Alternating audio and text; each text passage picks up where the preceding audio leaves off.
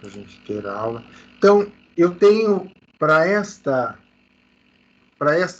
3 unidades, a 2, a 3 e a 4, eu tenho tudo formatado em PowerPoint, tá? Então, o conteúdo, na verdade, pessoal, depois eu vou disponibilizar para vocês no AVA. Então, todo o conteúdo da nossa disciplina de mecânica dos solos está neste formato de PDF, a partir de agora, da sessão 2, da sessão 3 e da sessão 4. Tá? Então, professor, por que você não faz isso de todas as disciplinas? Pessoal, eu sou sincero em dizer, seria bem legal, tal, mas observem que eu editei fórmula por fórmula, não foi Ctrl+C, Ctrl+V. Então, é muito tempo de trabalho também, para que a gente fica legal? Fica, porque você fica com toda a informação condensada. Você tem ali, em algumas telas, toda a informação do solo, da disciplina de Mecânica dos Solos 2. Tá? Então, mas, como eu falei, não é uma coisa tão simples e fácil para a gente fazer. Ok? Eu vou só abrir o livro, mostrei a transparência, os PowerPoint que nós vamos usar. Eu vou abrir o livro, só para mostrar para vocês lá que está rigorosamente igual o conteúdo. Aqui é só um conteúdo simplificado, resumido, com o objetivo de facilitar a aula de vocês, né? Então vamos lá, vamos carregar aqui o livro, porque lá no material ele é particular da aula, dessa aqui, ó, da 2.1. Mas ele não traz o quê? O meu sumário, para falar sobre todo o conjunto da disciplina em si, né? Então, o que aconteceu? Unidade 1, tensões no solo. Então, as tensões no solo, nós vimos lá tensões geostáticas, capilaridade dos solos e as tensões verticais devido às cargas aplicadas na superfície. Então, foi bem interessante. As tensões geostáticas nós vimos em relação à água, o que acontece quando eu tenho água no meu solo. Aí eu tenho lá a polo, pressão, a pressão relativa à água, que eu tenho que descontar no cálculo. Depois a gente viu capilaridade, o fenômeno em si de capilaridade, vimos que se aplica aos solos, mas também eu posso aplicar a outras situações, por exemplo, numa alvenaria. Né? Então, na alvenaria, eu conseguiria aplicar o mesmo conceito de capilaridade. E, na verdade, é o que acontece. Então, se eu pensar, vamos pensar um pouco fora da casinha, expandir nossa ideia. Opa, eu quero fazer uma impermeabilização. Então, pelo fenômeno da capilaridade, eu não posso fazer uma impermeabilização pequena. Né? Fazer ali, por exemplo, eu estou com um problema no rodapé. Vou fazer o rodapé. Não vai resolver. Por capilaridade, você vai se dar mal. Então, você tem que fazer o quê? Para garantir, você faz aí meio metro, uns 50 centímetros. Esses 50 centímetros irão garantir... Tem alguém chegando.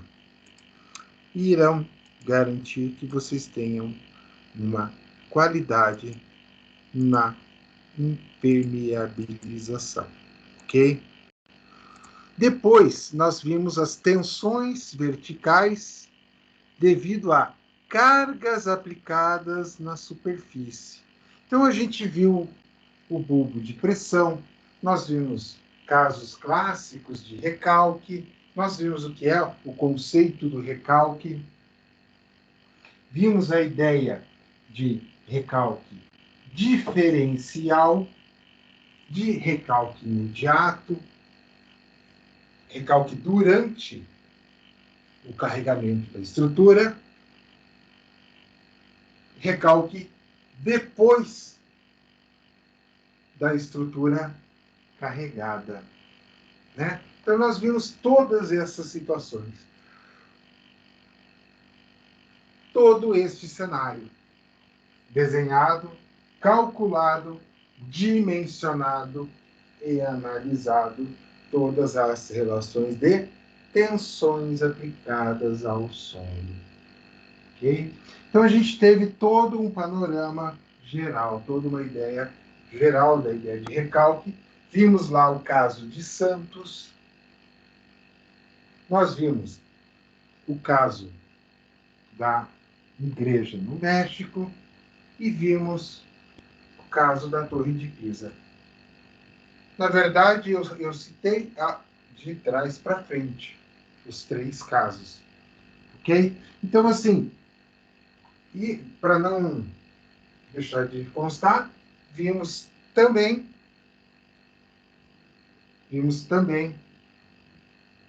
os bulbos de pressões e as formas de aplicar o carregamento. Né? Então a gente viu que veio primeiro um cara, um louco, né? Terzaghi olhou lá, esse negócio aqui, poxa, tá complicado, vamos criar um jeito de calcular isso aí. Ela foi lá, olhou, imaginou e pensou. Um ponto aplicado numa carga, concentrada aqui num ponto, vai refletir lá embaixo no solo, eu tenho como calcular, usando os conceitos da teoria da elasticidade de Hooke. E considerando que o solo é isomórfico e isotrópico. Ou seja, ele tem uma única forma e um único plano cristalográfico, um único jeito. Evidentemente, das aulas de geologia, vocês devem se recordar que os solos começam por aí. Tem formações diferentes, ígneas, metamórficas, sedimentares. Das minhas rochas que se decompõem e formam nossos solos, têm origens diferentes. Então, o que acontece? O solo não vai ter o comportamento isomórfico esperado. O que é feito? É feita uma análise no material para ver o que predomina. Ao identificar qual o material predominante, esse é o grande barato. Né? Opa, eu adoto aquele material. Então, fica claro que nós só conseguimos aplicar as teorias se nós tivermos um pouco de boa vontade. Então, depois veio um outro cara e olhou e, poxa, isso aqui é legal por um ponto, mas esquece, vamos mexer nesse negócio, vamos pensar. Ou se é, eu vou aplicar isso aqui para uma placa de largura L conhecida, mas o comprimento dela infinito. Né? Então o cara veio, olhou e, poxa vida, do que estamos falando? Daqui, ó, tá? Vou mostrar aqui, ó. Só as teorias finais lá, tá?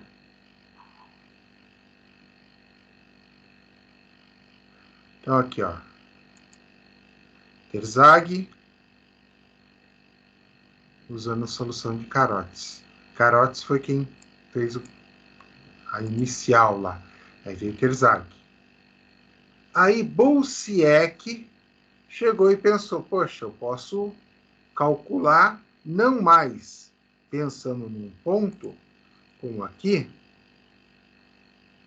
eu posso calcular em um ponto deslocado, uma tensão referente a um ponto mais deslocado. Ah, beleza. Daí veio tal, deu umas ideias. Aí veio Newmark, que criou um modelo mais eficiente, que ele largou a mão da placa, largou a mão do ponto, ele largou a mão de tudo e trouxe o quê? Uma placa, mas uma placa com larguras e dimensões, com dimensões conhecidas, tá? Então são dimensões conhecidas em ambos os lados, ok? Então eu sei qual é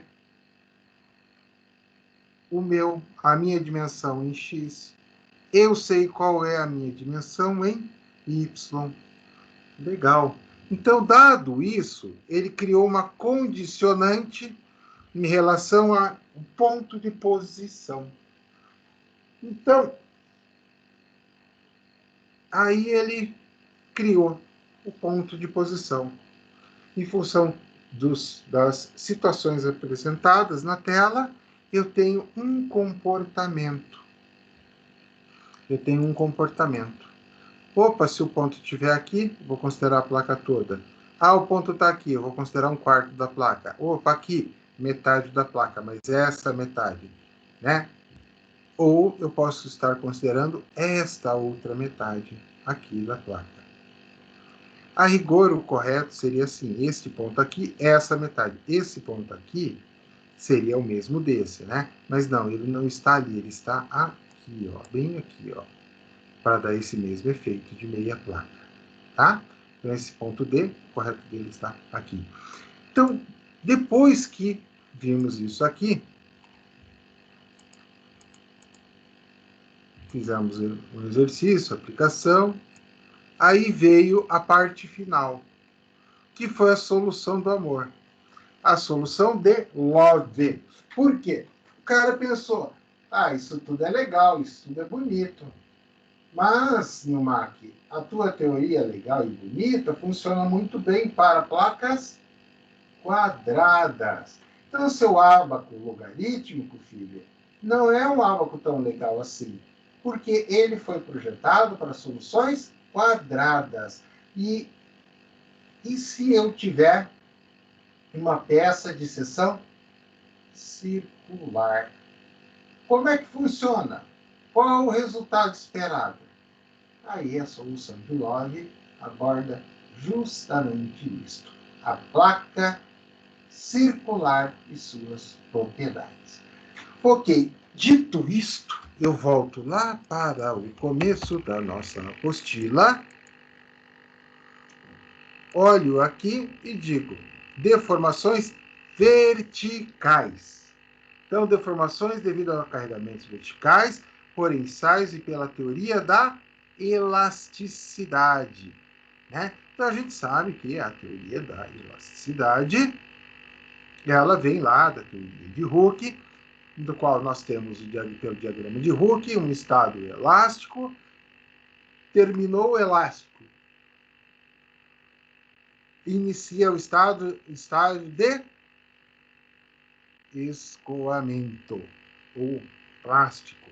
E aí vai para o estágio final, onde ele tem a ruptura. Então, se a gente pensar no gráfico de Newton, os três mexem com o material. O primeiro faz com que o material trabalhe, deixando a ele a porta aberta para retornar à condição original. O segundo, ele trabalha, retorna, mas não sem danos. Gera alguns danos. Esses danos, é interessante, que você pode analisar lá na frente, são os responsáveis por pontos de fadiga, fratura, que vai danificar o material. E aí a parte final, onde ele já perdeu essas propriedades, ele não volta mais, né? E o que acontece? A não voltar mais. Ele começa a se desestruturar, modificar, começa a escoar, ele começa a danificar. E aí, tchau, o material rompe. Então, a ideia é o quê? Deformações devido a carregamentos verticais por ensaios pela teoria da elasticidade. Fechei ali porque a nossa aula está no PowerPoint, tá? Então, eu fiz o quê? Basicamente, eu contextualizei. Fiz uma rápida revisão contextual do que nós vimos até essa sessão, revisamos as 3 aulas passadas, mas, além de revisar as 3 aulas passadas, nós fizemos uma revisão com um pouquinho mais de detalhe na 1.3. Fechou. Acabou a unidade 1.3, vamos para 2.1, aonde a gente dá sequência aos estudos. E o que nós falamos na aula passada? Ela volta com força total, tá? Então, deformações devido a carregamentos verticais, por ensaios e pela teoria da elasticidade. Teoria da elasticidade, a gente acabou de discutir, ensaios. Você realiza ensaios laboratoriais para determinar algumas coisas. A gente já viu isso. E nós podemos fazer vários tipos de ensaio. E nós vimos lá. Opa, eu tenho solo, eu quero ver a plasticidade, eu tenho como ver, eu quero ver como é que ele está de umidade, o teor, eu tenho como ver. Eu quero ver como é que ele se comporta em relação à água. Eu tenho como ver. Eu quero saber quanta carga de pressão ele se comporta. Também tenho como ver. Então, ou seja, muitos ensaios nós podemos ver em laboratório. Ah, legal. Então quer dizer que se eu pegar aquele determinado tipo de solo, eu olhar para ele e falar, meu Deus, o que vai acontecer se eu fizer a obra aqui?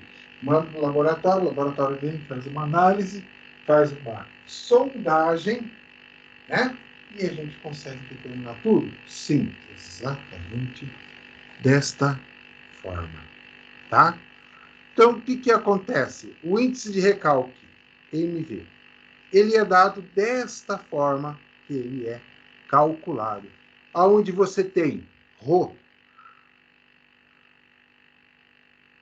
esse cara aqui, ó, Rho, massa seca do solo, em gramas, sigma linha, massa específica dos sólidos, ou poderia ser do solo, tá sólidos na apostila, tá? E altura inicial da amostra. Então, isso aqui, ó, eu tenho como calcular o índice de recalque, tá? Então, o que acontece? O ensaio de compressão simples ou uniaxial é um dos ensaios mais utilizados na avaliação de parâmetros de resistência do solo. Então, o que eu vou observar neste ensaio? Qual o plano de cisalhamento? Como é que foi que deformou a estrutura? Então, observem na figura. Observem esta daqui e lembrem lá, puxa pela memória, resistência dos materiais que vocês fizeram comigo. Quando vocês fizeram comigo, eu expliquei e deixei claro o quê? Que a estrutura do solo, eu posso analisar o concreto, enfim, qualquer outro material, a tendência de ruptura é justamente o plano de cisalhamento. Não necessariamente irá ocorrer desta forma, mas essa é a expectativa que ocorra. Por isso ele colocou a amostra dividida como plano de cisalhamento. Quando eu tenho um material extremamente deformável, né? Quem seria o cidadão? A própria, a argila, a presença de argila. Então eu consigo que o solo sofra uma deformação bastante grande. Ok? Então vamos lá. Então, para execução de um ensaio de compressão simples, é necessário moldarmos um corpo de prova cilíndrico. Então, geralmente, ele vai ter uma base de 10 centímetros quadrados e altura de 9 a 10. Atentando ao fato que as fases estejam bem acabadas.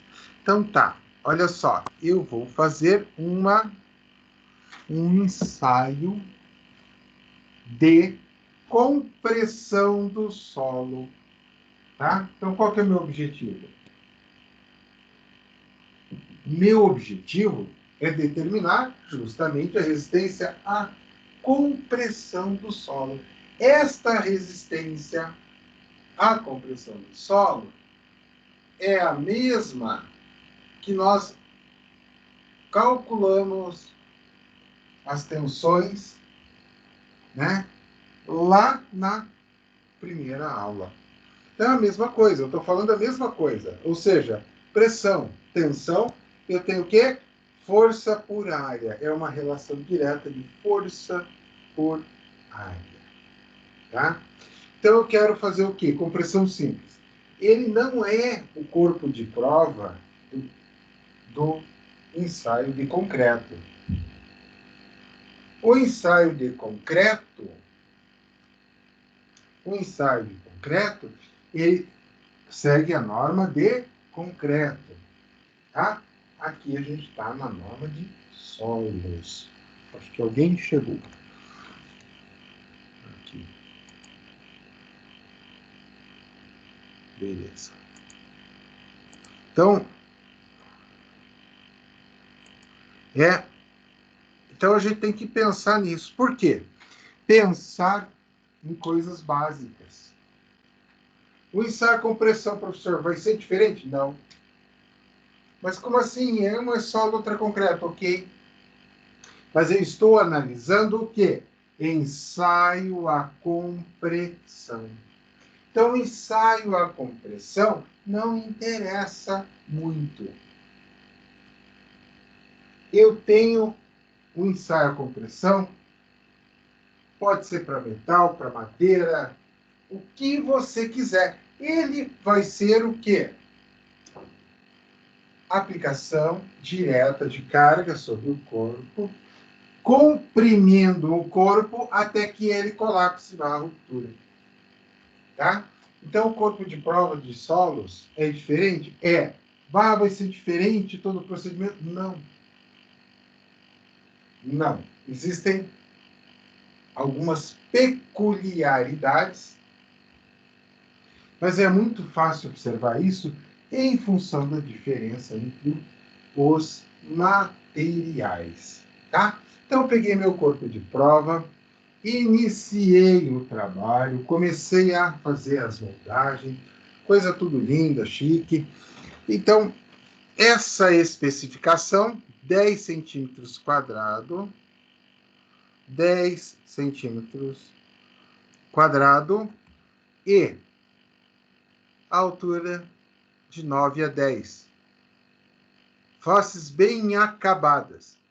Pessoal, no concreto, nós fazemos o quê? A retificação da seção. Então, no concreto, é normal você ir lá e mandar cortar. Ah, professor, eu queria fazer isso na obra, deixar tudo certo. É possível? É possível. Então, para que bater concreto e tal? Porque são coisas distintas. Né? Então, são coisas distintas. Então, você vai fazer o ensaio. Na página 63 do nosso livro, tem um quadro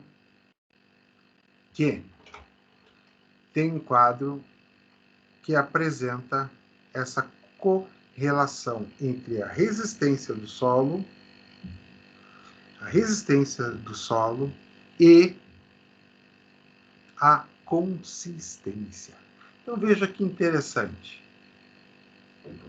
Nós tínhamos até então um ensaio que era parecido com o outro, mas que não fazia muito sentido. Ok, vamos fazer o ensaio.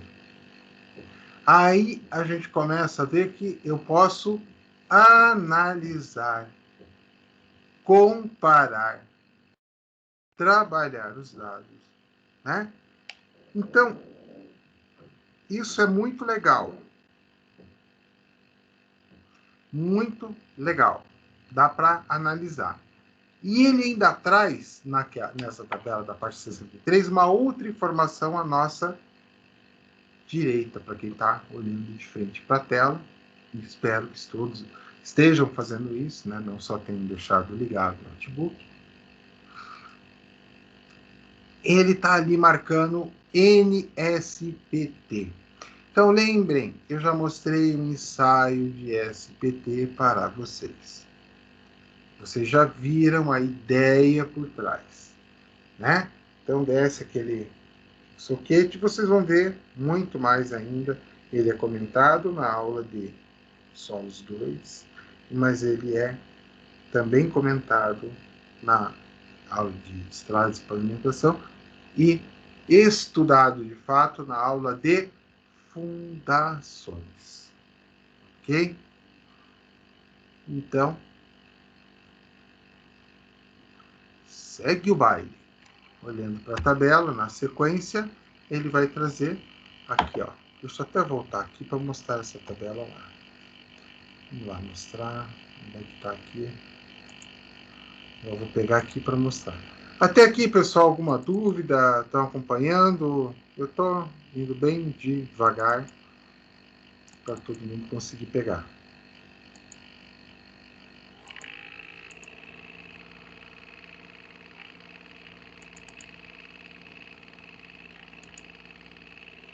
Então, aqui ele está trazendo as informações.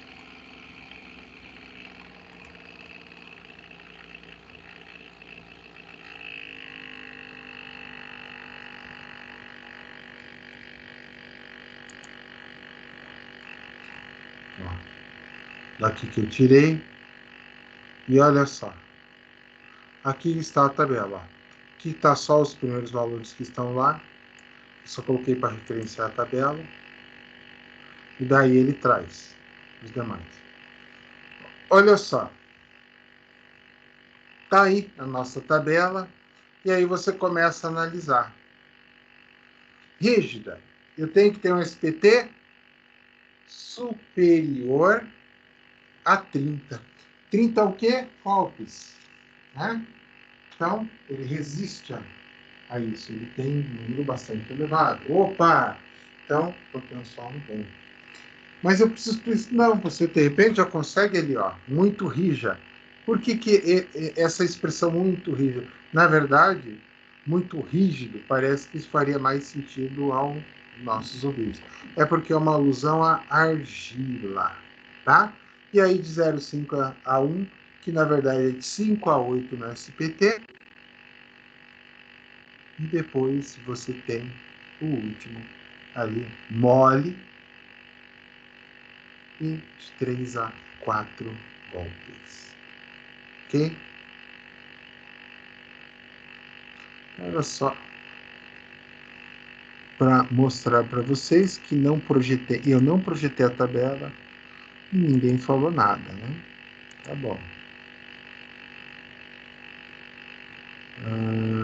Vinícius, pode falar, Vinícius.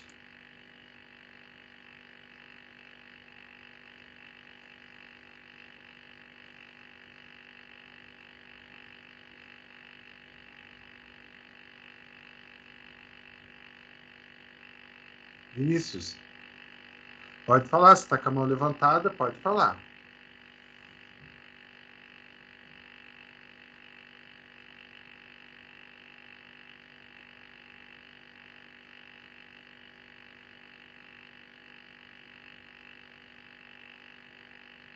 Bom. Ok. Olha só, pessoal, estava comentando dessa tabela, não estava sendo projetada e ninguém me avisou. Obrigado pela parte que me toca, pessoal. Podiam ter avisado, mas tá bom, né? Fazer o quê? Mas aí, vou repetir aqui só rapidamente a informação que eu tinha feito, ó.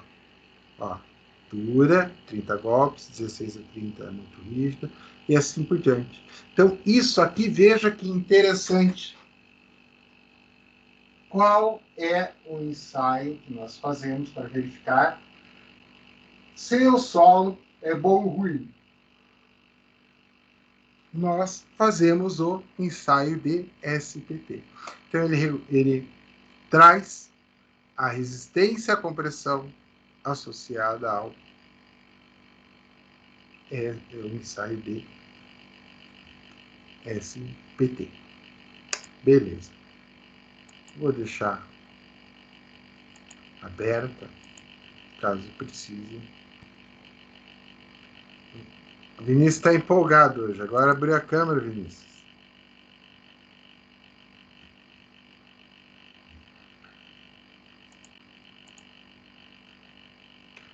Podem ficar de câmera aberta, quem quiser, fiquem à vontade, pessoal. E fiquem à vontade para perguntar também. Ok?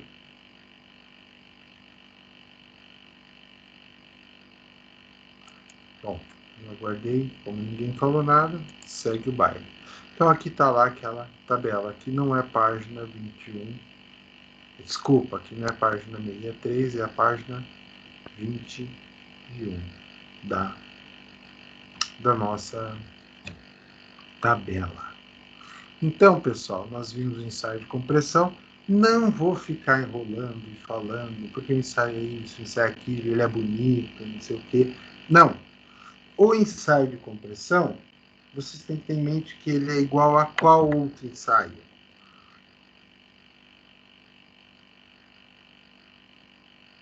Qual o outro ensaio que nós temos? Né? O ensaio de compressão do concreto. E agora a gente está com o ensaio endométrico. Né? Então, o que é o ensaio endométrico? Nós temos que olhar a imagem, porque essa imagem ela nos fala muita coisa. Primeiro tem o NA ali na figura. Está aqui, ó. Está aqui, NA. Nível de água. Ah, nível de água, beleza. Então eu já sei que eu vou ter uma condição específica para o meu solo nesse ensaio. Ao contrário do ensaio de compressão, que eu vou moldar um corpo de prova, né? Esse aqui é diferente. Detalhe, pessoal, ninguém teve a curiosidade de perguntar, está todo mundo já sabendo. Então só vamos recordar e lembrar aquilo que vocês sabem. Evidentemente, nós já estudamos no passado o quê? No passado, a gente estudou que as areias, elas não aglomeram igual as argilas. Elas têm um ponto de aglomeração, de agrupamento, acho que foi segunda aula, um ponto de agrupamento diferente de considerar que elas são iguais às argilas, né? Então, é óbvio que o ensaio de compressão não irá se aplicar para solos arenosos. Tá? Ah, professor, mas assim, a gente conversou ano passado sobre fundações. Então, nós temos a sapata, e além da sapata, nós temos o sistema de bloco e estaca. A sapata é uma fundação direta, bloco e estaca indireta. E eu quero analisar um solo arenoso para ver se dá para fazer sapata. Não tem como calcular índice de compressão desse jeito. Ok? Ah, o SPT posso usar? Você pode usar. Mas a gente chama de ensaio de placa de pressão. Então é um ensaio, pessoal, que você tem um caminhão. Ah, ao invés de eu tentar fazer vocês imaginarem, eu vou fazer o que é mais fácil. Vou pedir ajuda dos universitários. Vamos lá para o Google.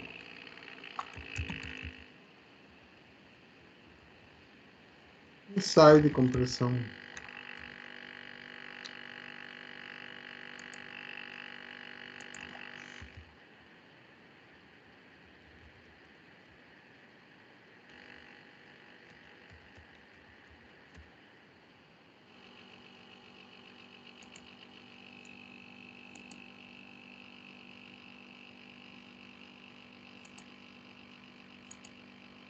Compartilhando na internet.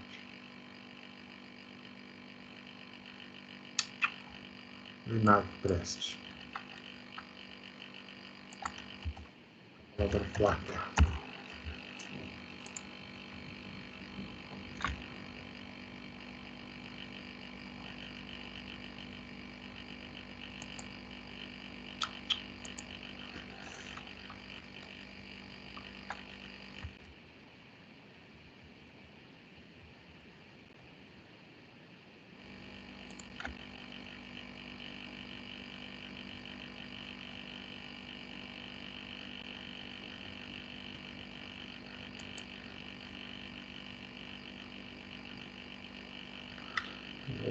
É bem interessante esse ensaio.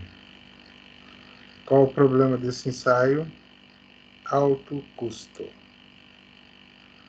Enquanto a gente pensa em laboratório, está mostrando aí, olha aqui, ó. Olha só. Máquina de ensaio com pressão. Olha só. Repare que ela é diferente da máquina de concreto. E outra coisa, repare que nós temos uma certa proporcionalidade em relação ao tamanho, né? Olha só, daqui até aqui, ó. Ok? Então eu tenho essa relação de proporcionalidade. Por quê? O solo, por mais que ele seja arenoso ou, enfim, ou o contrário, argiloso, e que ele tenha condições de dar pega, etc., que você consiga moldar, porque não é fácil, é difícil. Né? Então, essa altura controlada facilita bastante. Até aqui, pessoal, alguma dúvida, algum comentário? Tá tranquilo, professor. Então, beleza. Então, tá jóia. Então, ensaio endométrico. Então, a gente já viu a compressão, já completei a respeito do ensaio de compressão relativo às areias. Não achei ali, mas o que acontece? O ensaio é basicamente assim. Você tem um caminhão. Por que o caminhão? Tem que ser caminhão, professor? Não pode ser outra coisa? Não. É o caminhão que é usado. Por quê? Você adapta o equipamento no chassi do caminhão. Então, no chassi do caminhão, você adapta o equipamento. E ele projeta uma placa quadrada para o solo, ou redonda, né? Vai depender do gosto freguês. E ele vai fazer o quê? Usar o peso do caminhão para projetar carga no solo. Até que ponto que ele suporta sem se deformar. Tá? Então, evidentemente, esse cálculo é feito através de quê? Tá? De quanto a placa comprimiu o solo.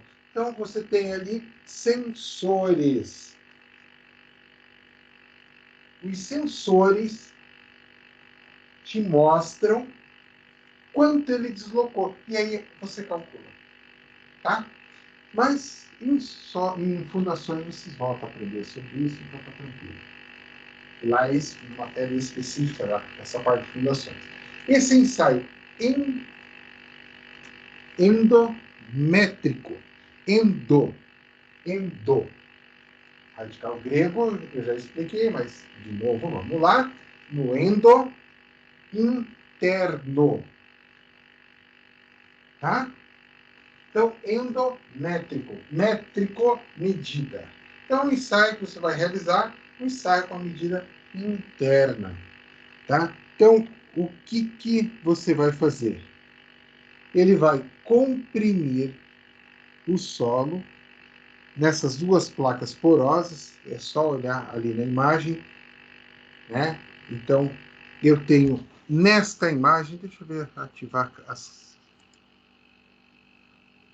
apontador laser, agora fiquei chique. Já até esqueci que ele existia.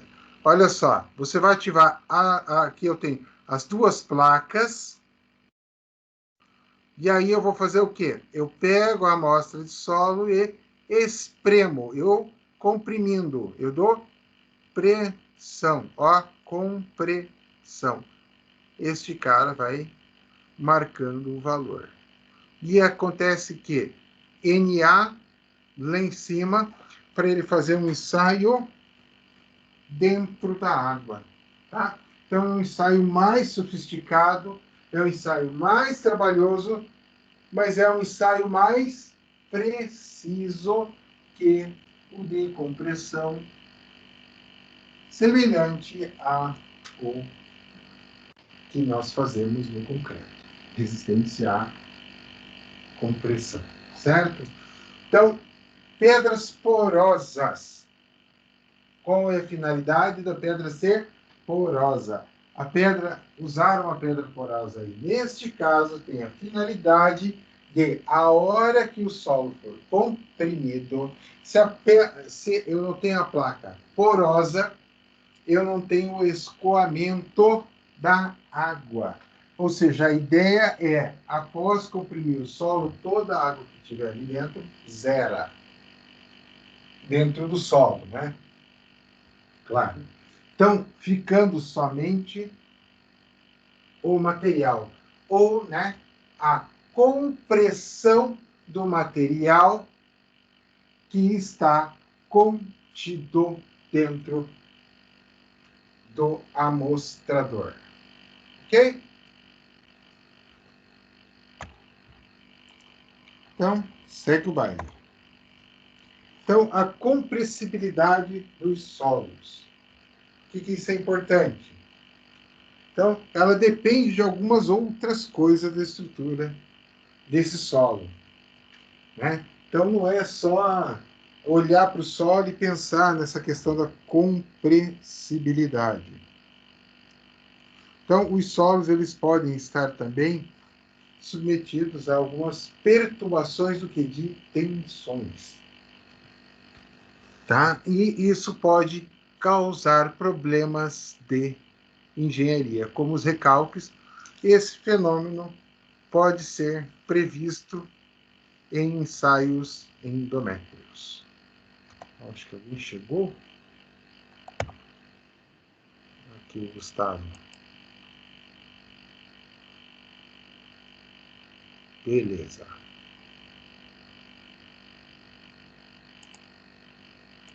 Voltando. Então, pessoal, é muito importante a gente realizar esses ensaios. Tendo os ensaios, eu sei prevenir. Eu sei. Como assim prevenir? Eu tendo uma obra de grande porte, nós temos como realizar muitos ensaios. Então, nós temos uma cultura de, infelizmente, né, não é feliz, né, uma coisa assim, muito nossa do brasileiro. Quem está trabalhando com construção vai saber do que eu estou falando muito claramente, quem está ligado ao setor. Né? Então, a nossa mão de obra é bem precária, bem básica, bem sem nenhum grau assim elevado de estudo. Né? E aí, o que acontece? Por ser assim, o pedreiro, lá que vocês conhecem, o seu fulano, ele aprendeu com o pai dele, um tio, e que aprendeu por sua vez com outro parente e tal, ou seja, veio vindo. Né? Ah, o cara era servente na obra, olhou, viu, isso acontece quando o cara é mais esperto um pouco. Viu, opa, vamos lá. E aí ele foi promovido a pedreiro, tá? De servente pedreiro, e depois ele vai a mestre de obra. Sei lá com quanto tempo, 5, 10 anos. Depende muito do serviço do cara, é muito relativo. Mas ele chega lá e vai ter a equipezinha dele. O que acontece? Você vai lá contratar o fulano para fazer uma obra para você. Chega lá, conversa com ele, troca as ideias. Ah, não, mas se eu tiver isso para fazer, não, faz assim, sensado. Ah, não, e aquele outro? Ah, não, também. Por quê? Porque ele tem prática acumulada. Então, ele sabe fazer? Até sabe. Sabe explicar? Não. Sabe interagir, entender e pensar com algo que venha fora da casinha? Não. Né? Então, assim, você tem a situação lá, foi jogado dessa forma, assim, o pedreiro sabe mais que você, engenheiro recém-formado. Não se espantem se isso acontecer com vocês ouvirem esse tipo de comentário, etc., porque é normal. Isso é devido à falta de cultura. E aí, essa mesma falta de cultura faz com que a gente não faça os ensaios adequados. Tá? Então, eventualmente, isso eu estou me referindo a obras menores, né? Então, eventualmente, você acaba tendo uns problemas. Ou você deixa na mão lá do pedreiro, que trabalha assim e tem muita experiência, que ele vai fazer o quê? Ele vai usar mais material que o necessário e, evidentemente, você não vai ter problema. Então, os ensaios que nós estamos falando, a importância deles, pessoal, muda completamente quando a gente passa por uma obra de grande porte. Pelo menos deveria ser assim. Tipo, algumas não seguem a regra, só que isso não é exceção. A grande maioria das obras vão fazer isso. Então, esse ensaio de placa, caminhão, gerando atenção, e o SPT que eu tenho. Então, só os arenosos, eu não vou ter grande sucesso no SPT. Eu posso até tentar a sorte, mas ele não vai me dar um resultado. Ele vai me dizer o que eu tenho nas camadas inferiores, ok? Mas quanto a minha areia resiste, e na verdade não é areia pura, né? É um material arenoso. Quanto este material arenoso resiste em relação à aplicação de cargas, né? Então, aí esse ensaio. Então, esse outro ensaio que a gente está vendo, eu preciso para quê? Qual que é o objetivo dos ensaios? Se eu determinar o comportamento mecânico do meu solo, eu tenho como prevenir não só o recalque, mas com um monte de problemas relacionados ao solo. Tá? Então, aí, pessoal, a gente fala do concreto. Coeficiente do concreto, 1,4. É muito, porque do aço é 1,15. Pessoal, o solo trabalha assim, sem vergonha nenhuma na cara, com 2, 1,8, 2,2, coeficientes bem elevados, né? Pensa, as sapatas são 2,2. Pensa, você aumenta em 200 vezes. Então, eu preciso de uma sapata de, eu vou chutar, 2 por 1, 2 metros quadrados. Ó, 200%, você vai mudar uma sapata 2 por 2,5, vai para 5 metros quadrados. Então, assim, pessoal, é umas coisas meio fora assim, da casinha. Por quê? Porque o solo, embora a gente tenha todos esses parâmetros para poder entender o solo como compressão, né? Compressão simples, que nós vimos, a compressão por ensaio endométrico, tá? Então, a gente precisa determinar as propriedades em si. Geralmente, essa análise é feita por geólogos e não por engenheiro civil, mas é importante a gente saber a origem, né? Então, é fundamental, dentro desse contexto, determinar o quê? O índice de vazios. Por quê? Porque se eu tiver um elevado índice de vazios, o meu solo é como se fosse um queijo suíço. Tá? Então, ele é ruim. Então, como que eu faço neste ensaio aqui, pensando em índice de vazios, que é o quê? Aquele espaço vazio mesmo, entre os grãos de solo, né? Então, esse ensaio, ao compactar e retirar toda a água durante esse processo que estava ali inserida, né? Ele tenta, pelo menos, fazer isso. Ele vai saber a pressão em função do material, tá? Em função do material, ele vai saber a pressão aplicada. Ok. Índice de vazios. Está aqui e olhando de novo para esse cara. Como é que isso me dá índice de vazio? Fácil, né? Ó, deixa a água tomar conta. A água dominou. Zerou. A água está totalmente tomando conta de tudo. Então tá bom. Eu vou fazer o quê? Medir a altura do meu material. Medir a altura do material. Daí eu faço o quê? Compressão nesses ensaios endométrios. Por isso que as placas são porosas. Possuem poros para escoar a água.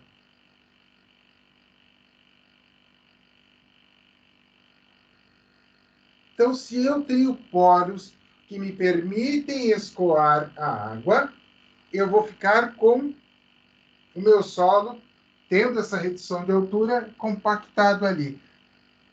Opa! Se ele faz isso, eu sei a altura inicial menos a altura final, esse deslocamento vai me dar os vazios.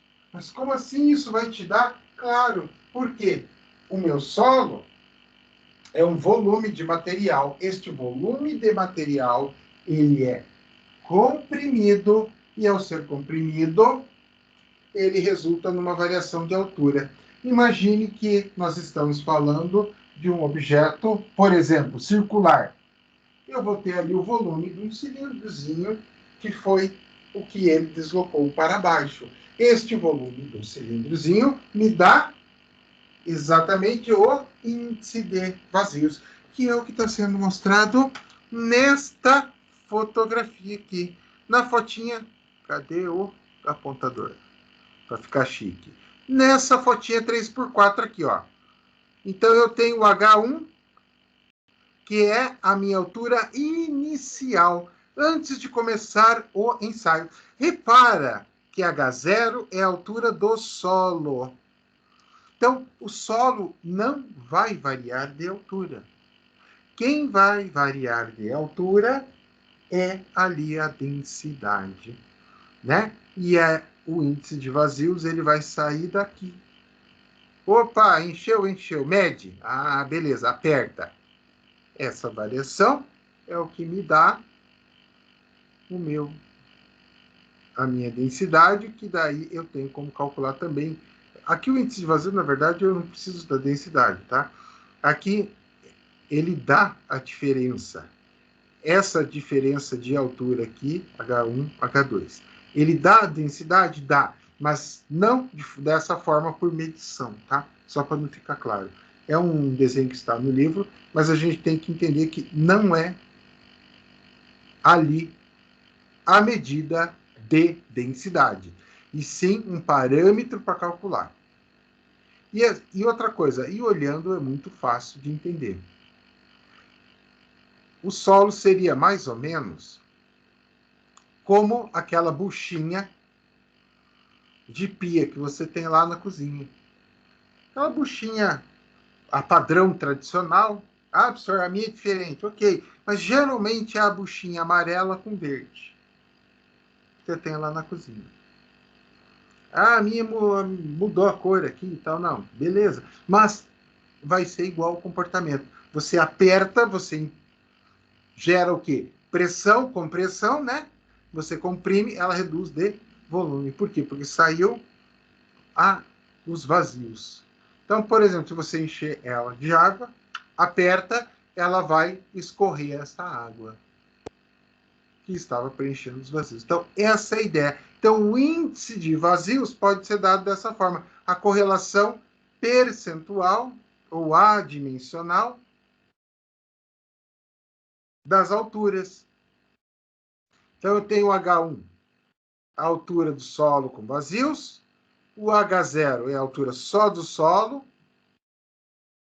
E eu tenho dividido pelo H. Zero aqui, ó. Faltou zero aqui, ó. Então, H1 por H0 menos 1. É isso aqui. Então, eu tenho aqui o H1. Esse cara, ele é dado em metros.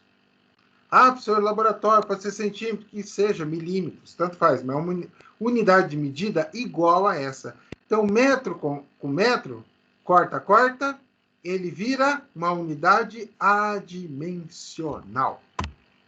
Ok? Então, continuando dentro dessa ideia, vocês viram aquele ensaio, por isso que eu bati em cima do ensaio do método, para entender o que ele faz, como é que ele age no solo, como ele se comporta, porque em cima deste cara é mais ou menos aquele parente folgado, tá? Que ele vai na casa de um primo que não tem nada a ver com a sogra dele e mais meia dúzia de parentes que vai junto e ele leva tudo junto. Ah, vamos almoçar lá no fulano. Ah, fulano, vamos lá. Ah, não, vamos lá, fulano é gente boa. Chegou lá na casa do fulano, olha, meu Deus, isso comigo para 5 vezes 10, tudo bem. Então, assim, é a mesma coisa. Então, daquele ensaio sai um monte de coisa, tá? Um monte de índices que você pode calcular. Além do índice de vazios, dado aí, ó, agora em função, não mais das diferenças de altura, mas agora dado em função do volume. Ou seja, volume inicial menos volume final. O que variou de volume durante a compressão do solo é o que eu determino, e é o que eu chamo de índice de vazios. Ok? Pessoal, tendo qualquer dúvida, pode interromper. Professor, não entendi isso. Aquilo, tal, não sei o quê. Beleza. Vamos lá. É só perguntar, a gente para, responde, volta. Deformação ou recalque específico. Então, na verdade, eu não preciso dizer para vocês o que a gente está fazendo. Nós estamos estudando um conjunto de formas, nós vimos um comportamento do solo em relação à compressão. Eu quero saber qual a taxa de tensão que esse cara suporta, quanta pressão posso jogar na cabeça dele, para ver como ele se deforma, né, meu amiguinho solo, porque eu quero calcular quem? O recalque. O meu objetivo não é outro, a não ser calcular, determinar o recalque, um dos fenômenos mais importantes relacionados ao solo, ok? Para a construção civil. Então, a deformação ou recalque específico, ele leva em conta os índices de vazio inicial. Qual que é o índice de vazios inicial? Voltando, é este cara aqui, ó, antes ele receber pressão na cabeça. Ok? O final, depois que ele recebeu pressão na cabeça. Então tá aqui, ó. E eu não estou pedindo altura, eu estou pedindo índice de vazios. Beleza? E aí eu vou ter o quê? Ainda eu tenho a questão da deformação e o Rho é um recalque específico, que está aqui nesta página. Então, recalque específico, você tem ali os índices de vazio inicial, índice de vazio final, recalque específico dado por Rho, H1, altura em considerado momento. Então, medindo a altura do solo, calculei em função do quê? Índices de vazios. Tá? Coeficiente de compressibilidade. Como assim? É um coeficiente que mais ou menos retrata o comportamento daquele material sobre pressão. Para a gente saber, para a gente ter uma base, uma noção.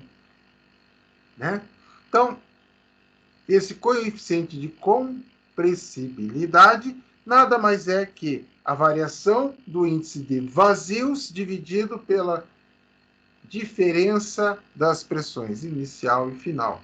Como assim? Claro, você, para produzir em laboratório o ensaio endométrico, você tem uma pressão que é aplicada sobre o solo. Se você medir a pressão inicial, ou seja, antes de comprimir o solo e após comprimir o solo, você tem variação de pressão.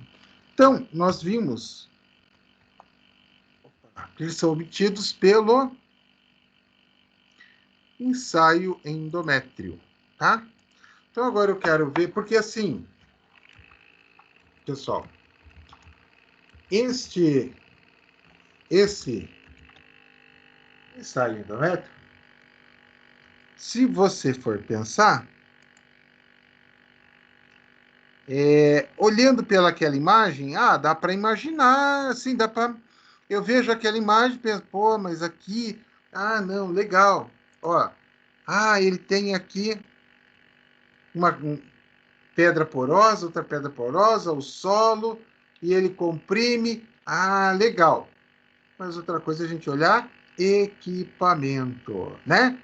Porque o equipamento aí é uma visão diferente. Você chega, pô, isso é ensaio do médico, nunca ouvi falar. Agora eu já sei qual que é. Olha só, aqui, ó, é um sistema hidráulico do qual ele está jogando pressão, ó. Ele mede a pressão aqui em cima, tá? Vamos ver. Ensaio endométrio no YouTube. Vamos dar uma olhada para ver se dá certo.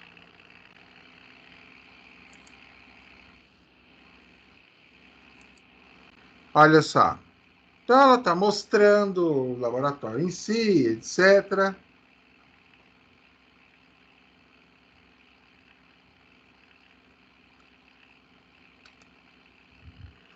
Então o que ela está fazendo?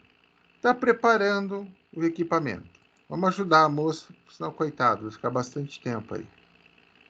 Olha só, está explicando, conversa muito, explicando. Opa, vamos lá. Tá melhorando. Ela está montando ele, tá vendo? Ó, os anéis ali. Por quê? Lembra, pessoal, eu tenho o quê? Lembra que eu falei, dá para ver o volume, etc. Então eu tenho pedras porosas e eu preciso fazer o quê? Pegar a amostra, olha ali, ó. Ela está mostrando, ó. Ela está mostrando, ó, o cilindrozinho, uma peça para encaixar o anel de pedra porosa. Aí ela vai colocar o volume de solo ali dentro, ó, preencheu e está fazendo a montagem do equipamento.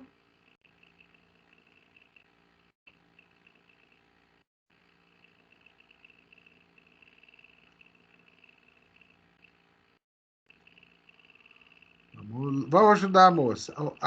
Ó, tá mostrando ali, ó. Ó, ficou legal. Até vou voltar um pouquinho.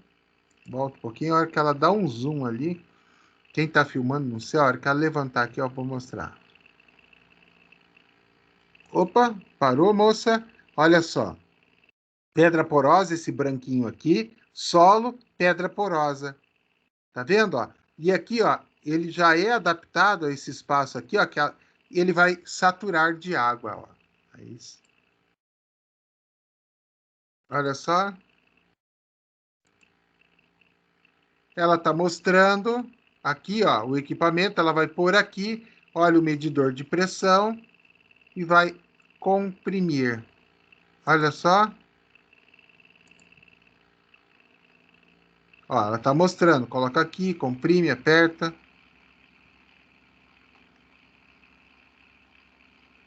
Ela vai fazer umas contas. Daí ela vem aqui. Tá lá.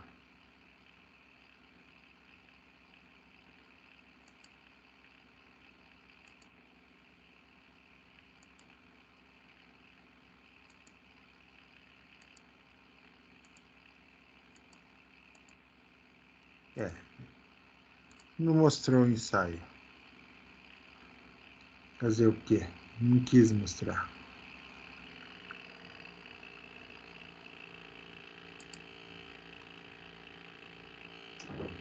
Vamos lá.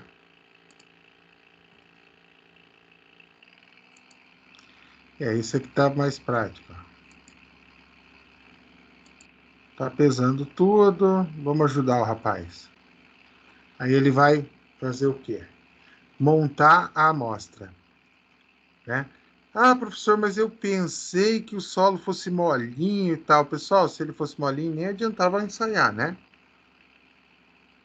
Aí você formaria uma pasta, propriamente dita. Aí teria que ver a saturação dele em estufa. Vou ajudar o rapaz a cortar aí, porque... Aí, ó. Viu como? Bastou dar uma ajuda que ele foi rápido, ó. Opa. Ó. Olha só.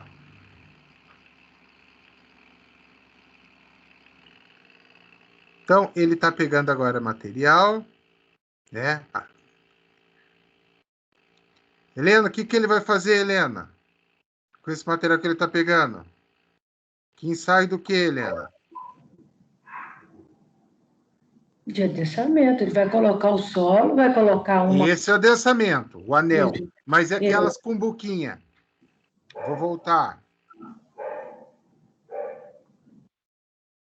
Aqui, Helena, o que ele está fazendo? O que ele quer fazer? É aquele mesmo que nós fizemos lá, colocamos aquelas coisas, colocou na estufa para secar, não foi esse? Exatamente, ensaio de umidade, né? Isso. Maravilha. Ó, o que ele está fazendo? Ó, Tara, sólidos mais água, 19,05, tá vendo? Ó, vamos pegar todas as medições aqui. Ele deu, ó, depois de pesar esse, ó, tirou, olha só, o que ele vai fazer agora?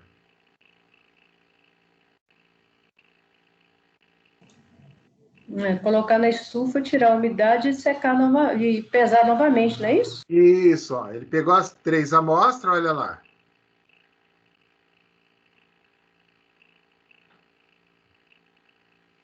Maravilha.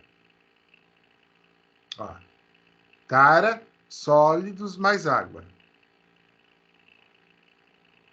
Aí ele vai preparar o de adensamento. Esse aqui tá bem legal, da moça lá, a pouco esperta, fez o quê? Deixou muito longe. É que esse está filmando o ensaio propriamente dito e lá ela não tinha tanto esse interesse. Então ele está montando, olha só. Montou ali, tem a paro pressão.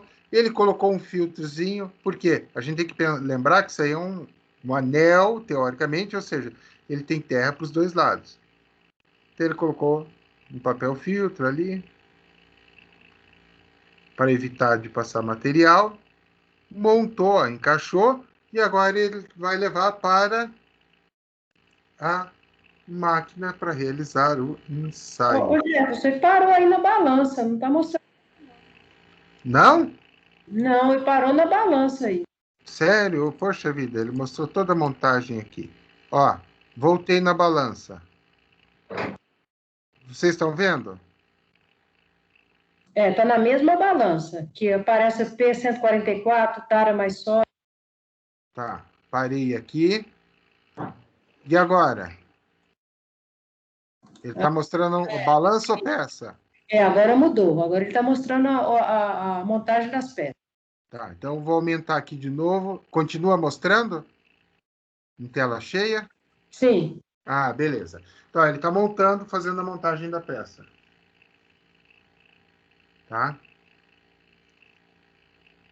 Ou seja, aquele anel de solo, de material está ali dentro, confinado. Por isso, você tem como calcular o volume. Olha lá. Vai levar na máquina.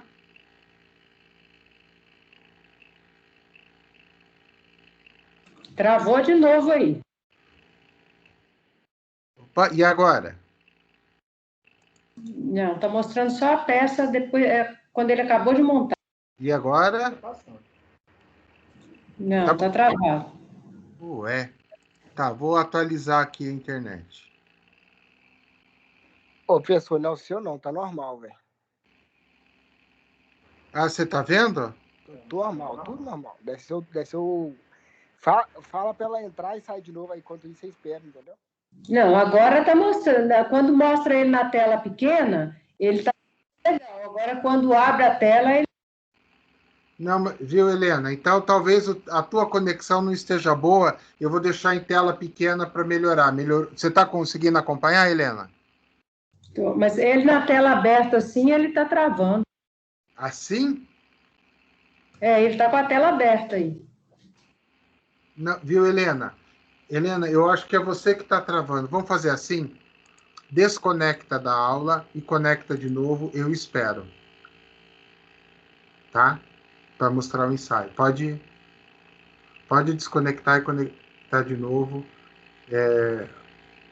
Ou dá uma olhada na tua conexão.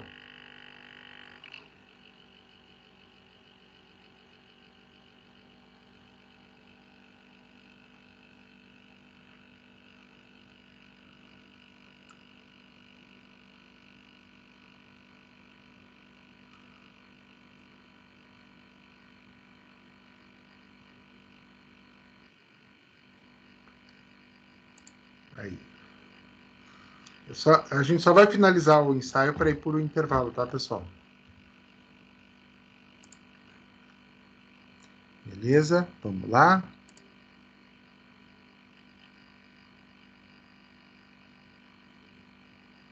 Ok. Helena, e agora? Tá ok, Helena? Tá com essa. Ó, Isso, tá mexendo. montou a peça. Aí ele levou para a máquina, ó, ajustou a máquina. Isso. Tá? Ó, agora ele está colocando água para fazer aquela condição de saturamento, ó, certo? Então, ele tem ali ó, a pressão, ele tem a pressão, e agora ele vai fazer o quê? Está conectado ao computador, porque ele é chique, e olha como ele vai fazer a pressão. Ó, colocando peso. Por quê? Ó, olha só. Ele está pegando, fez a leitura inicial, colocou um pesozinho ali, só para fazer aquela leitura inicial. Ah, tá tudo ok, beleza. Agora ele vai começar o ensaio, ó. Ó, opa, altura do corpo de prova.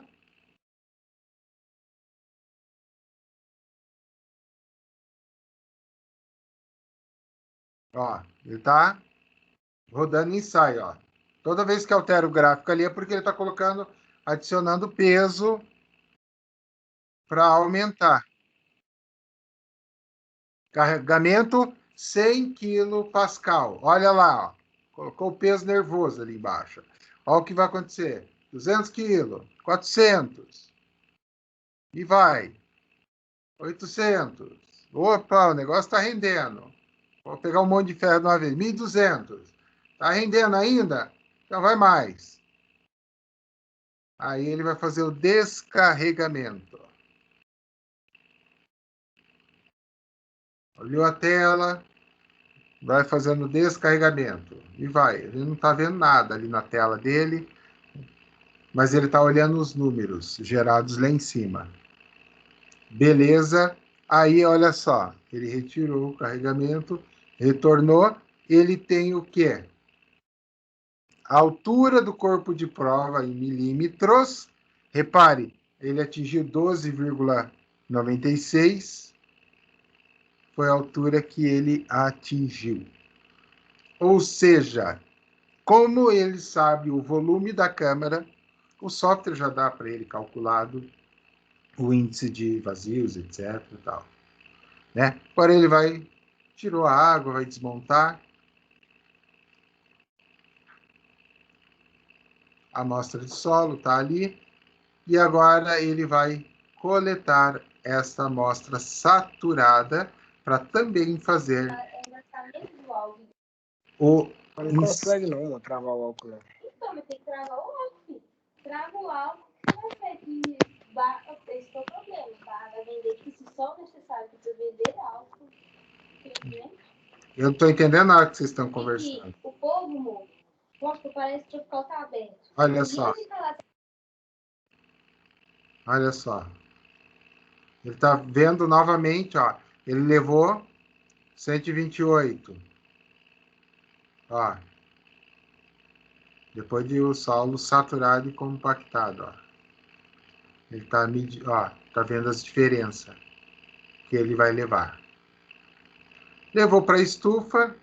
Eu só vou adiantar aqui, né? Na verdade, ele só vai colocar na estufa, não vai fazer a medição final. Mas tá bom.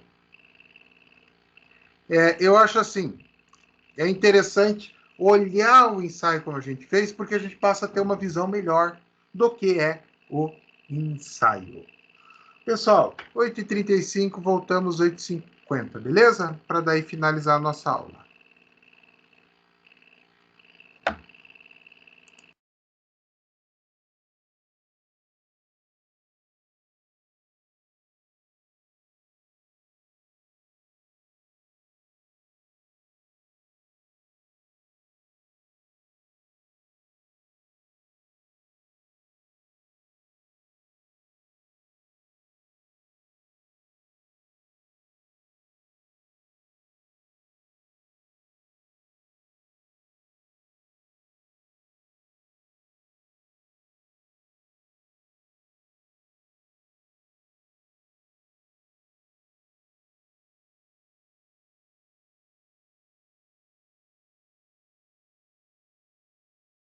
Não.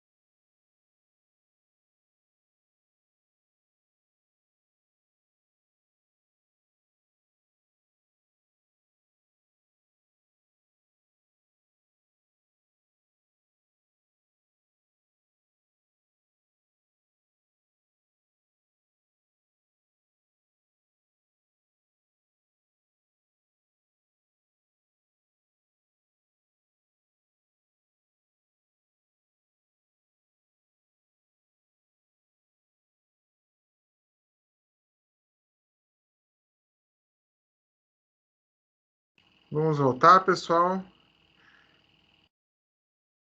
Então, a parte final estava entrando mais um colega de turma, tá? Então, continuando, nós paramos nessa tela, módulo endométrico, né? Então, pensando naquele ensaio que a gente viu o esquema, analisou as figuras, como é que ele se comporta, como é que ele trabalha, vimos o vídeo que é do ensaio. Então, o módulo endométrico, na verdade, é uma relação entre o coeficiente de compressibilidade, que nós vimos aqui. Cadê meu apontador? Aqui, ó. Vimos aqui, né? E agora está aqui ele sendo usado e o índice de vazio inicial. Isso me dá o módulo endométrico. Acho que tem alguém tentando entrar. Vamos lá.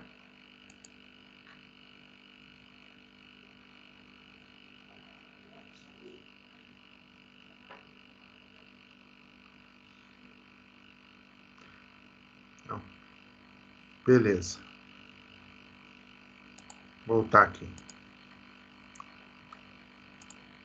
Então, aí, nós temos este gráfico sendo traçado. Tá? Então, esse gráfico sendo traçado. Curva endométrica para solos argilosos. Então, aqui eu tenho a tensão efetiva, a tensão máxima é dada, quanto ele suporta, tá? Então, essa reta em vermelho aqui é o comportamento dele no solo natural e é o índice de vazio inicial e da minha amostra inalterada, né? Então, aqui, ó, se eu pegar aqui, ó, opa, na tensão máxima, eu tenho que condição? Índice de vazio inicial e amostra inalterada, tá? Daí, ele vai sair daqui, ó, do G, inalterada, puff, para máxima, aonde ele alterou. Como assim? Tensão zero, eu não carreguei. Opa, vou aumentando a tensão. Aqui. Na tensão zero, a amostra está inalterada. Venho para cá, a amostra passou a ser alterada. Tá? E o edômetro vai traçar esta curva aqui. Tá? Então, muitas vezes, dizemos que o índice de vazios no início do ensaio endométrio coincide aproximadamente com o do terreno, né? Ou seja, aquela situação de cálculo que a gente teve lá, que o cidadão colocou a amostra, colocou no equipamento e colocou a água, saturou o solo. Então, muitas vezes, aquele ponto inicial é o que coincide. Por isso, se a gente olhar no gráfico, vou pegar aqui o apontador, ele está querendo dizer isso aqui, ó. Esse ponto inicial, ó. Tá? Ele coincide. Então, um dos problemas práticos é a previsão do cálculo dos recálculos de fundações das estruturas, sejam edifícios, aterros ou barragens, sendo um somatório de recálculos imediatos, deferidos e secundários. Tá? Então, recálculos imediatos, a gente já estudou, eu estou construindo, estou gerando recalque. Tá? Depois eu abro o recalque diferencial. Ok? Que aí entra nos deferidos, diferencial e secundários. Tá? Secundários, recalques originados em uma segunda origem. Por exemplo, nós construímos uma estrutura de fundação, construímos lá, um exemplo, 5 pavimentos. E paramos a obra por algum motivo. Ok, deixou tudo pronto para recomeçar a obra. Retomou a obra, você começa a colocar mais peso, digamos que fez mais 3 andares, de 5 passou para 8 andares. O que aconteceu? Você gerou um recalque secundário, você manova um novo recalque. É bem aquilo que eu falei do recalque diferencial, né? Que é o que pega. Então, Santos, por exemplo, nós vimos aqueles exemplos lá todos, Santos, a Torre de Pisa, a Igreja do México, a Catedral de Cidade do México, né? Todos eles, sem exceção, ocorreram o quê? Fenômenos de recalque relacionados ao recalque diferencial, né? Então, assim, não foi o recalque imediato. Por quê? Estavam construindo, estava tudo tranquilo. Foram colocando peso. Estava tudo tranquilo, estava tudo uma boa. Ao carregar excessivamente as estruturas, gerou o problema de recalque diferencial, aquele ao longo dos 20 anos. Por quê? O terreno foi cedendo lenta e gradativamente. Tá? Agora, outro detalhe. Toda obra vai ter os dois tipos de recalque? Sim. Nós vamos ter em função da compactação do solo, né? Então, o solo vai cedendo às pressões. Então, eu vou ter o recalque em toda a obra. Mas, qual que é o grande barato? Você ter um recalque. E pode ter certeza que a tua casa passou por isso e já sofreu esse recalque. Você lá, sei lá, em 10, 20 anos, que é o período, vamos pensar no período total do recalque, ele ceder 2, 3 centímetros a estrutura, basicamente não afeta grande coisa. Mas é algo que ocorreu com certeza absoluta. Tá? E aí, a melhor maneira de calcularmos os recalques imediatos é utilizarmos a teoria da elasticidade. Claro, por quê? Nós sabemos que o solo, ele não é alotrópico, ele não tem essa deformação uniforme, bonitinha. Nós sabemos que ele não é isomórfico, que ele não tem um único material, um único componente. Tanto é que se você pegar amostras de solo, ele até parece mais ou menos um componente único, mas a gente sabe que existe uma variedade bastante grande.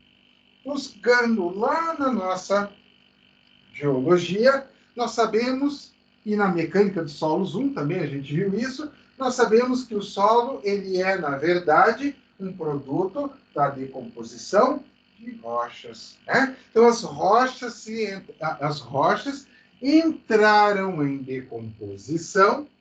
Ao entrar em decomposição, estas rochas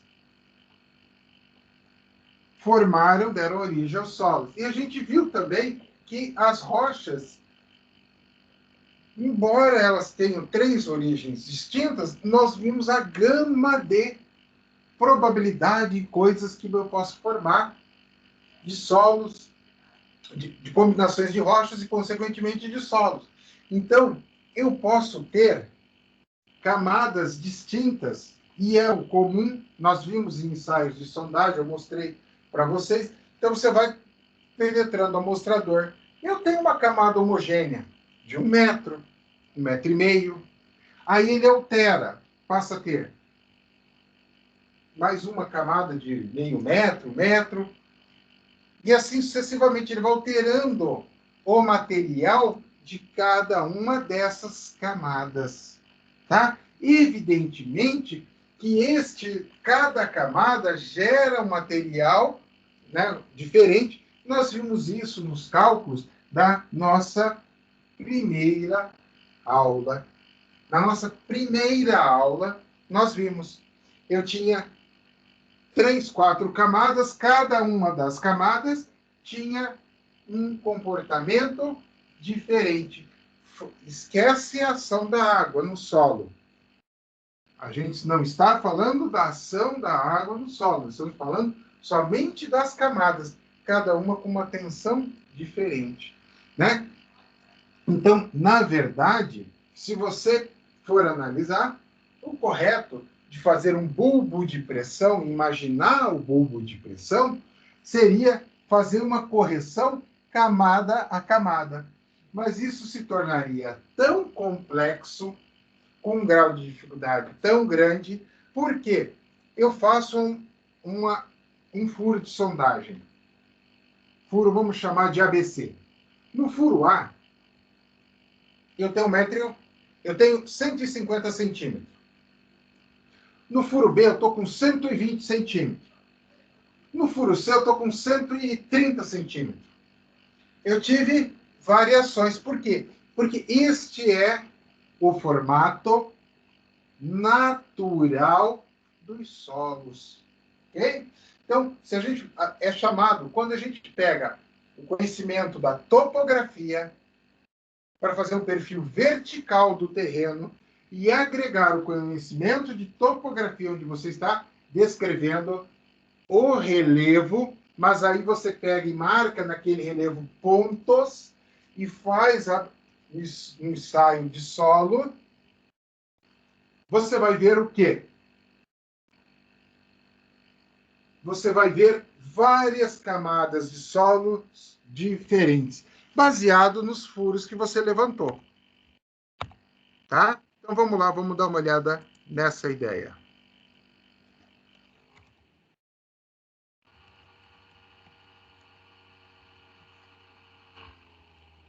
É chamado de perfil estratigráfico do solo. Vamos lá. Agora você já tem um certo conhecimento de topografia. Olha só. Esse aqui, ó. Esse tá mais com cara de perfil. Esse, esquece. Ó a variação. E esquece esse aqui, tá? Esquece, porque esse é um perfil fake. Esse é o perfil real.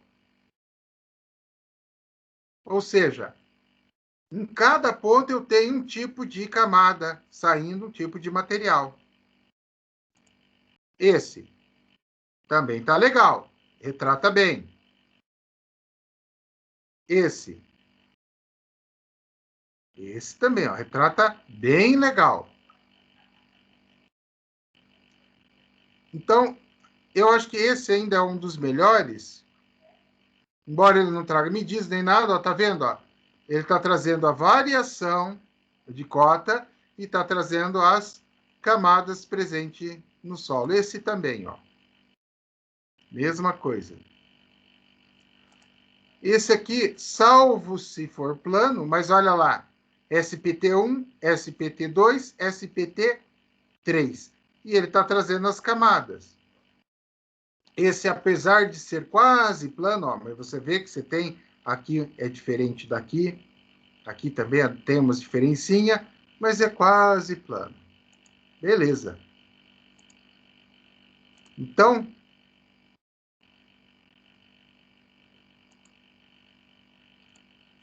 vamos para a parte final. Tá? Então, na mecânica dos solos, a constante elástica E, conhecida como módulo de deformabilidade ou módulo de elasticidade, tá? E o coeficiente de Poisson não devem ser considerados uma constante, já que na teoria o valor é da ordem de 0,5 para deformações com índices de vazios constantes. Então, ou seja, aí vem uma correção no curso da prosa. Até então, a gente está usando teoria de elasticidade. Quando eu falo de concreto, eu tenho um módulo de elasticidade fixo. Quando eu falo da madeira, eu tenho um módulo de elasticidade fixo. Quando eu falo de muitos materiais, eu tenho um módulo de elasticidade fixo. No solo, essa regra não tem como ser aplicada, justamente pelo que eu acabei de mostrar. Tá? E neste caso, o cálculo do recalque imediato é apenas válido se considerarmos camadas profundas de argila, de espessura relativamente pequena entre camadas pouco permeáveis, e as dimensões da fundação forem muito profundas em relação à espessura das camadas sujeita ao adensamento. Tá? Então, assim, na verdade, o recalque imediato foi o que eu falei há pouco. Né? Não foi ele que causou o dano na Torre de Pisa, não foi ele que causou o dano na Catedral da Cidade do México, e nem os danos nos prédios de Santos. Foi um recalque diferencial. Ao longo do tempo, foi se consolidando, deformando o solo. E detalhe, isso que é o grande barato. Se vocês observarem, em Santos eu tinha bulbos de pressão, e os bulbos de pressão, um prédio interagiu com o outro, interferindo no bulbo de pressão, coisa que nós vimos e falamos na aula passada. Foi explicado, foi mostrado e caracterizado isso para vocês, certo? Então, aí é possível ter um entendimento no conceito geral em relação às camadas, né? Então, nós podemos concluir o quê? Em função da irregularidade das camadas, pensando agora, por exemplo, lá na nossa Torre de Pisa, que ela é muito mais um exemplo clássico, mas é legal para analisar. O que aconteceu? Aconteceu que ela sofreu uma inclinação, certo? Para um dos lados. O que acontece? O lado que ela inclinou, muito provavelmente, tinha uma diferença de camada exatamente dentro do conceito que nós estamos trabalhando. Né? Então, essa diferença de camada,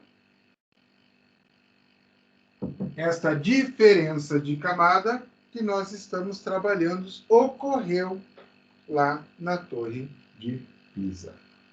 Então, para o lado que ela pendeu, a camada com material ruim era maior a espessura do que para o outro lado. Ok, pessoal? No final das aulas, por exemplo, que nem dessa aula aqui, esse é o link da aula, mas da aula gravada anteriormente. Perguntas?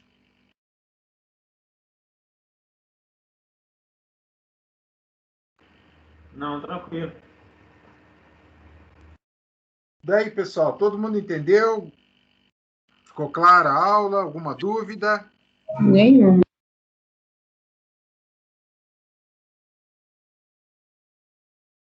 Bom, pessoal, então vou parar a gravação.